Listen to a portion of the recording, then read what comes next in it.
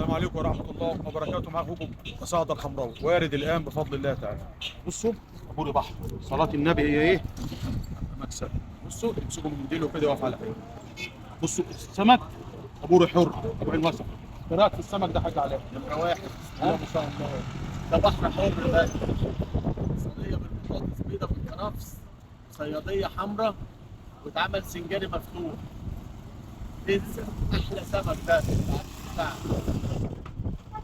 بصوا إن شاء الله هيطلع في منه بطل بإذن الله يعني. بصوا عاملة إزاي؟ بصوا السمك ديت وبطرخها. الأحجام دي مفيش فيه منها في المزارع، ده البحر بس اللي بيطلع الأحجام دي. المزرعة ما تطلعش السمك دوت والأحجام دي. أحلى حاجة ليه صينية بطاطس بالكرفس. نمرة واحد.